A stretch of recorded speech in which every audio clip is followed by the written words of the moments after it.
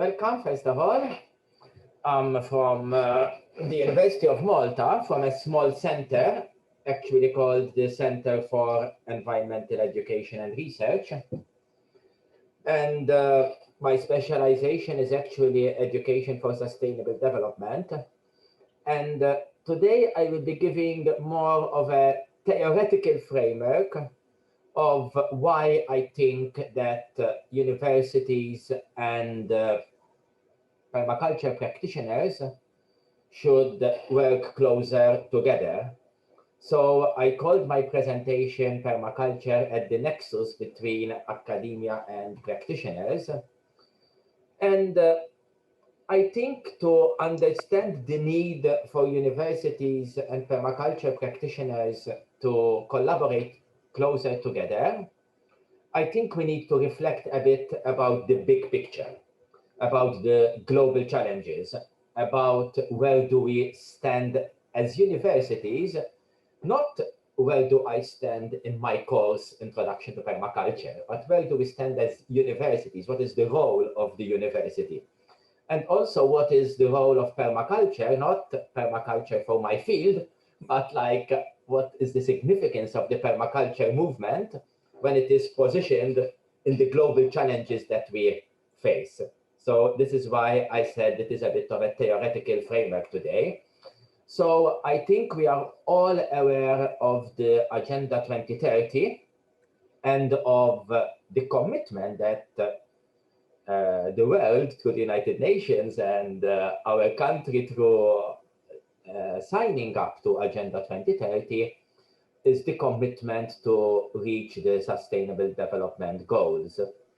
And actually, if we are familiar with the Sustainable Development Goals, it would be very interesting to do an exercise on mapping permaculture against each goal.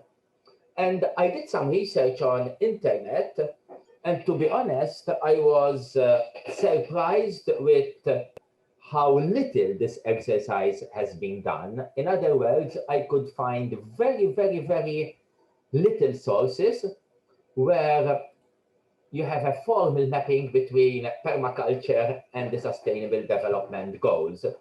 So in my mind, I was thinking that this could be a possible future exercise that we would consciously map what is the contribution that the permaculture movement could give towards the attainment of the Sustainable Development Goals.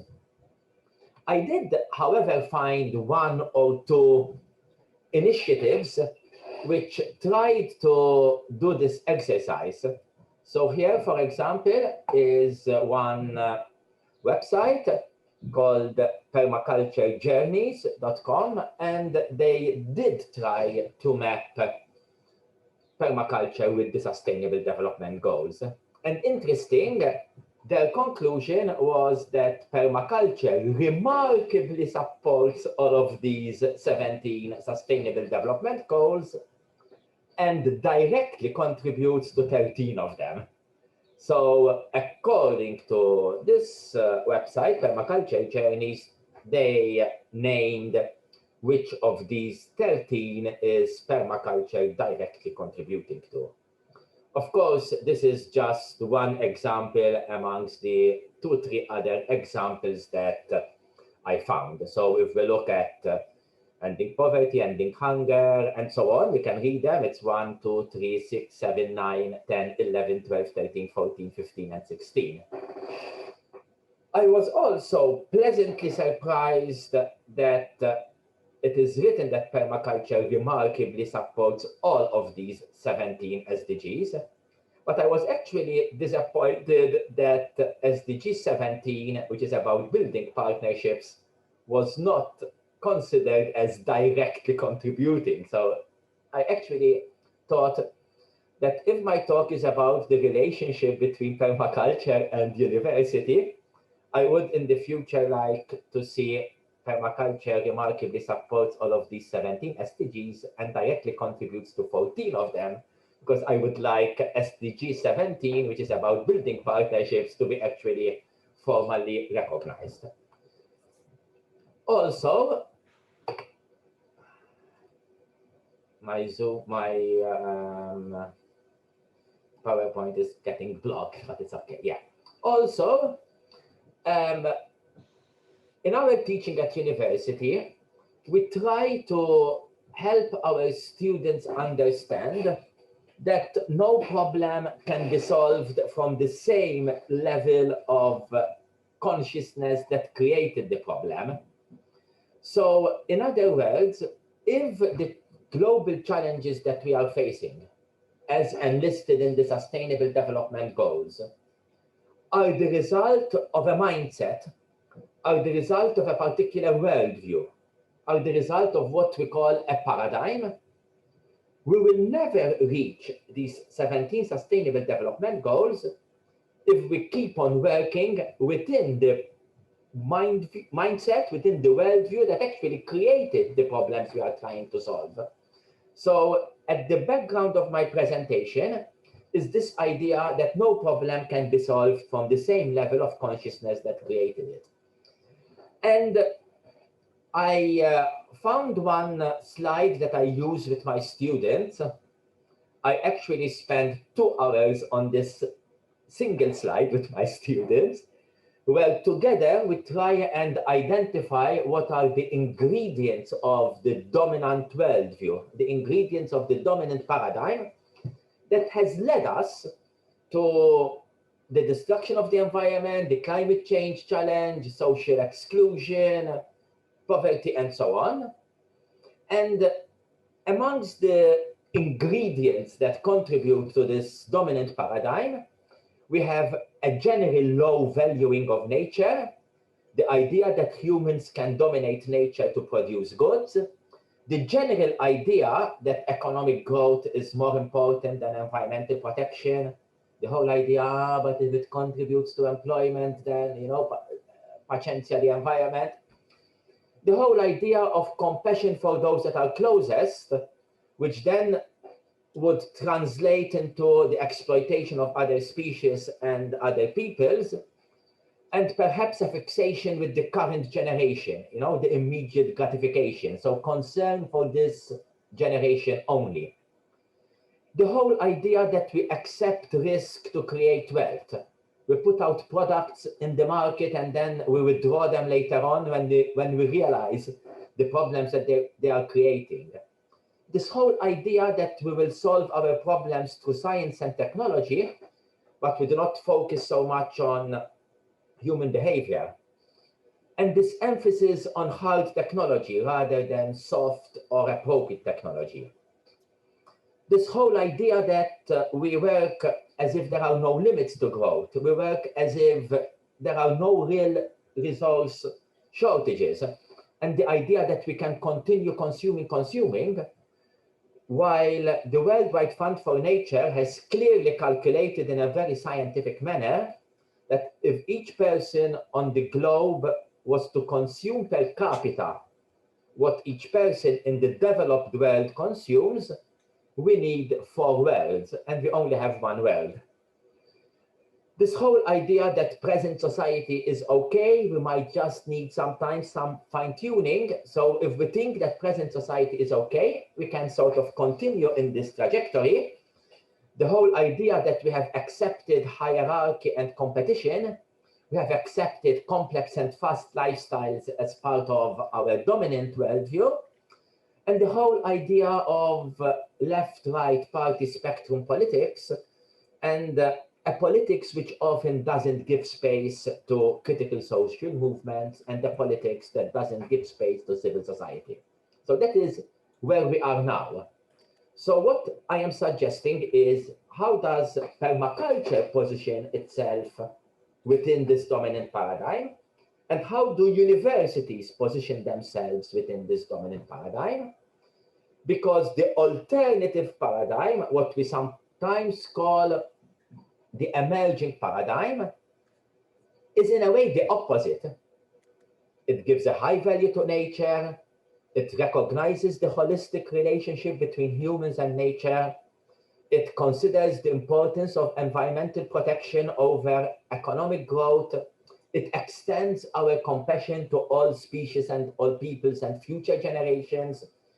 the whole idea to have foresight, to minimize risk, and social and political regulation to protect from risk, the acknowledgement of appropriate technologies, the idea that we have to learn how to live within one world, so the acceptance that resources are finite, that we need to conserve, that we need to restore, that we need to regenerate, that we need to transform society, and that we can only transform society through cooperation and participation, and the whole idea that we need to move towards a more participatory democracy and embrace critical social movements, embrace critical thought, embrace and acknowledge the space for civil society.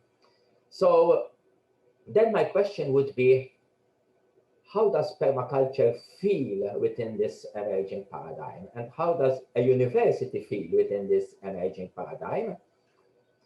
So I will try to change this slide. Unfortunately, I'm finding the system is blocking. Okay. So where does permaculture stand? I need to go back. And the good thing is that, in my opinion, permaculture has already taken the risk to work within the emerging paradigm worldview. And in a way, permaculture has taken the risk, in a way, on its own. So I took a quote from a research paper that was written as part of the United Nations Decade of Education for Sustainable Development. And basically, the paper concludes that permaculture and associated movements do require higher academic standing, recognition, and an ability to apply for funding through projects directly associated with their names. So projects that are formally framed under permaculture, eco-literacy, transition towns, and so on. This is vital for the success of these cutting-edge projects, basically because these projects require scaling up, require acknowledgement, require to be transferred to different situations. In particular, and this is where I'm trying to arrive, because the permaculture movement and the related movements of eco-literacy, transition towns, and so on, are already taking the risks necessary to create change, are already looking outside the dominant paradigm. They are already experimenting within the emerging paradigm. They are already learning in new and rediscovered ways, and they're already helping us to move towards societies that encompass a broad and holistic framework. So a question for reflection, which I'm putting to the floor, is what does permaculture stand to gain through better links with universities? And then I did the same reflection on universities. And if we look historically, universities have long been agents of change. Universities have long been catalysts for social and political action, as well as centers of learning. And also we need to recognize that world leaders, decision makers, teachers, and so on are the result of our universities. So universities do advance the boundaries of knowledge. And not only do they advance the boundaries of knowledge, but they are also big structures. They are major employers. They are consumers of goods. They are consumers of services. And so they also play a significant economic role, both nationally and globally. Some universities have caught up with the challenges of climate change, with the environmental and sustainability challenges.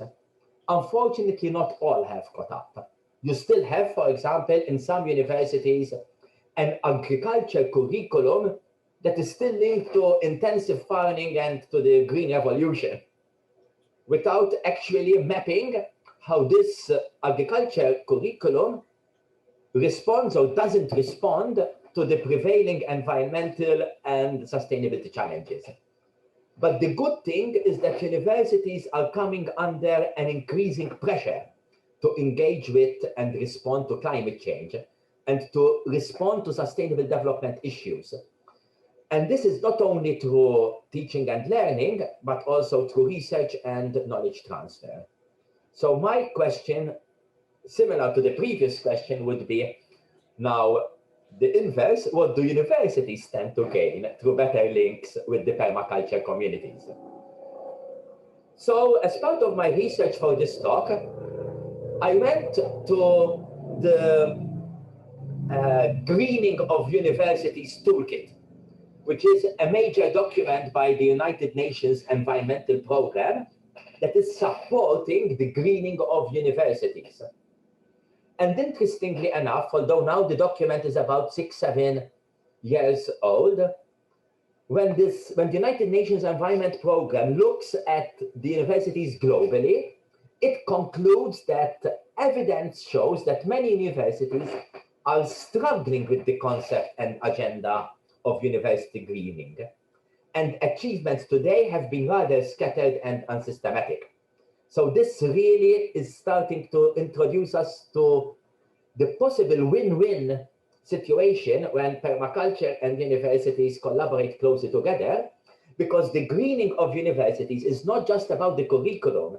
It's not about having a new module only, but it is also about, for example, procurement. It is also about how the university grounds and open spaces are designed.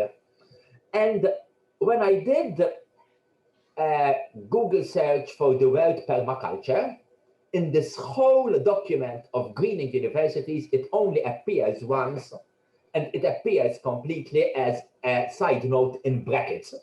And I quote word by word from the place where it appears, and it just says, similarly, development of productive landscape systems to provide food, fiber, or timber, in brackets, example through permaculture design, can address the economic, social, and environmental bottom lines of sustainability at the same time.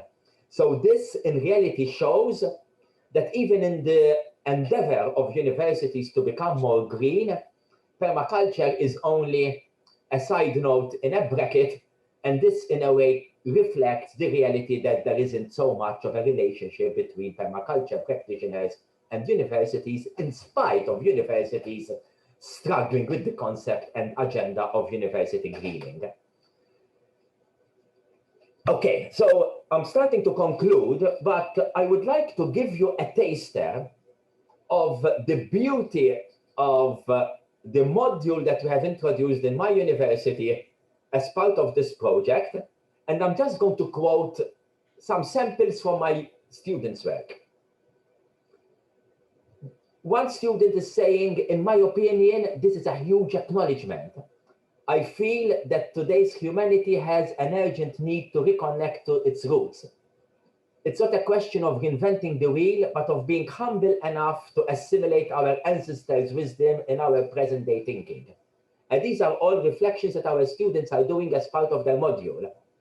Someone is reflecting on his childhood experiences and is saying, let me see what got me hooked up to permaculture in the first place. And then he talks about his childhood experiences.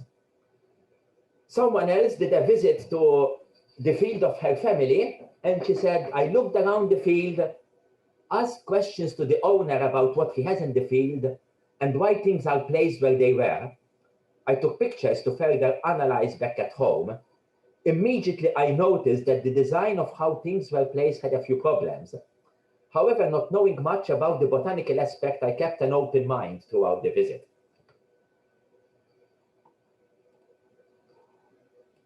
This is,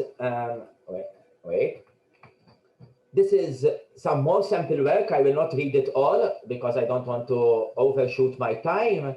But like one student is reflecting on how she used all her senses. Can see the trees, listen to the birds, smell fruit and flowers. One student brought up some questions, like some difficulties that he's facing. I still feel that fair share would be a difficult one to achieve. He's reflecting on permaculture principles. And beautifully, one student rediscovered even a sense of community at university through the module. And he said, I honestly feel like that for a change, I was finally in my comfort zone. I finally found something, a group of like-minded people, despite our broad range in backgrounds. So what I'm saying is that we are already proving through this project in practice that the relationship between permaculture practitioners and universities is beneficial. So I am suggesting as a future, the need to bridge the gap between universities and practitioners in general, and in particular as pertaining to permaculture, the need for universities to widen their practices of research, and to consider other actors, example farmers, as valid and important co-researchers, because we don't always recognize farmers as researchers. Then the need to create spaces for dialogue and the relationship, because it's useless to talk about relationships if we don't create spaces. We have created this space through an Erasmus+. The need also for permaculture practitioners to promote permaculture beyond the practice and tradition of PDC, because of course the collaboration with universities would also mean coming out of one's comfort zone and seeing permaculture develop in a structure in which especially permaculture practitioners might not be so familiar with. So this requires openness from both academics and permaculture practitioners, and an acknowledgement of an unknown future that we are chartering together through creating this relationship. And finally, to conclude, I think that we need more region-specific research in permaculture. I was fascinated with Paulo's talk about Sinai in Egypt, and the whole idea of the need to have more research in semi-arid zones. To approach this coming together according to the permaculture maxim of the problem is the solution, and to understand that we need to reevaluate both as universities and as PDCs the way that we assess, and the need for joint advocacy. And finally, I have a suggestion that now that we are doing this project and we have experimented with our curricula, we know that the next step is to invite other universities to consider adopting a permaculture curriculum. But I feel that there is a problem, because if I invite another university, there isn't the relationship. And our success is the result of the relationship between practitioners and universities. So in a way, there is a bit of an inbuilt problem within the next phase of the project, because we are inviting universities to adopt something which in our case is actually the result of the relationship between practitioners and universities. So actually, I am suggesting also that we can create a joint advocacy statement outlining the benefits and practice of our partnership, and direct this advocacy statement both to practitioners and to academia, so that we address this gap of inviting universities without perhaps having the relationship. So this is something for the project to consider. And because I always like concluding my talks with the idea of beauty, because for me the idea of beauty is central to permaculture, this is a quote from one of my students, and it is really the final slide. She said, "I must confess, in the beginning, I got excited at the idea of creating my miniature Sicilian garden. But then on second thoughts, I fell in love with the idea of growing baby carrots, or even finger-sized carrots. Then I thought about experimenting with different colors of carrots. All of a sudden, a world of carrots started materializing in front of me. Because in the end, I realized that what I really wanted from this experience was to recreate the genuine taste of a homegrown, sweet, crunchy carrot in my mouth, like I used to do when I was little, in my grandfather's garden. A journey into the past with a look into the future. This is the power of the relationship, and this is why I would like to see SDG 17, because I would like to continue this relationship between practitioners and academia, because as we see, it is powerful." Thanks a lot for your attention.